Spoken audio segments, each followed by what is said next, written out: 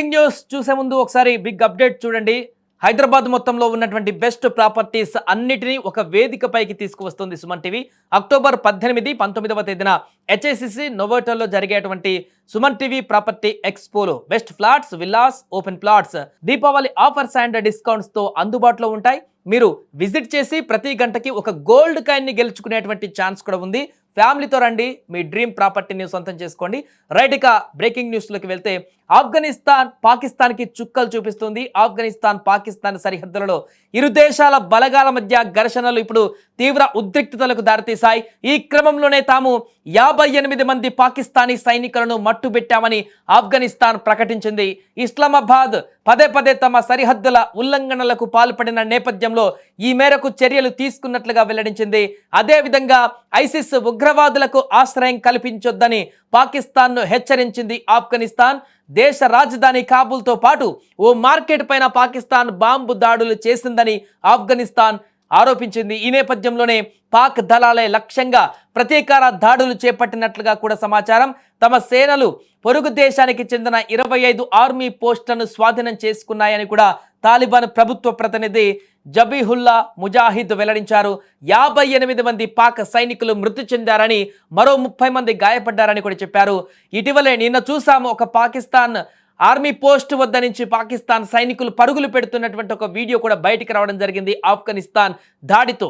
ఇటీవల ఆఫ్ఘనిస్తాన్ రాజధాని కాబూల్లో భారీ పేలుళ్లు చోటు చేసుకున్నాయి. తెహ్రిక్ ఈ తాలిబాన్ పాకిస్తాన్ చీఫ్ నూర్ వాలీ మెసూద్ స్థావరం లక్ష్యంగా పాక్ యుద్ధ విమానాలు దాడి చేసినట్టుగా పాక్ రక్షణ విశ్లేషణ సంస్థలు కూడా కథనాలు వెలువరించాయి.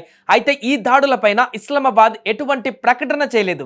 ఆఫ్ఘనిస్తాన్ విదేశాంగ మంత్రి అమీర్ ఖాన్ ముత్తాకి భారత పర్యటనలో ఉన్న సమయంలోనే ఈ యొక్క దాడులు జరగడం అక్కడ గమనార్హం. ఈ నేపథ్యంలో ఈ అంశాన్ని చాలా సీరియస్గా తీసుకున్నటువంటి ఆఫ్ఘనిస్తాన్ తమ దేశంలోకి నేరుగా వైమానిక దాడులు చేసినటువంటి నేపథ్యంలోనే పాకిస్తాన్ పైన ఇప్పుడు తీవ్ర ఆగ్రహంతో ఉంది. ఒక రకంగా యుద్ధాన్ని మొదలుపెట్టిందని చెప్పొచ్చు. రెండు దేశాల సరిహద్దుల వద్ద భీకరమైనటువంటి కాల్పులు, అక్కడ దాడులు కొనసాగుతున్నాయి. ఈ నేపథ్యంలోనే బలూచిస్తాన్, అదేవిధంగా ఖైబర్ పఖ్తుంఖ్వా ప్రాంతంలో ఉన్నటువంటి నిరసనకారులు కూడా పాకిస్తాన్కి వ్యతిరేకంగా ఇప్పుడు అక్కడ ఆందోళన చేస్తున్నారు. ఇప్పటికే బిఎల్ఏ ఆల్రెడీ పాకిస్తాన్ ఎరకాటం పెడుతూ దాడులు చేస్తుంది. ఈ నేపథ్యంలో ఇటు ఆఫ్ఘనిస్తాన్ కూడా తాలిబాన్లు కూడా పూర్తిగా సరిహద్దుల వెంబడ మోహరించి పాకిస్తాన్ సైనికులను అక్కడ తరిమి కొడుతున్నారు.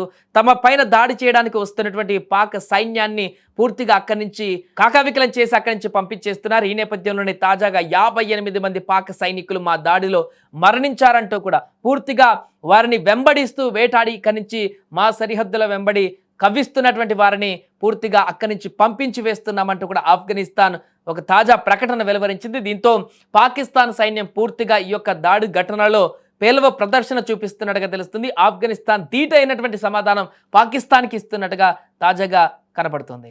దా జాన్కడి ఖడి ది పాకిస్తాన్ په پوځ کې یو حاکمه ډله ده.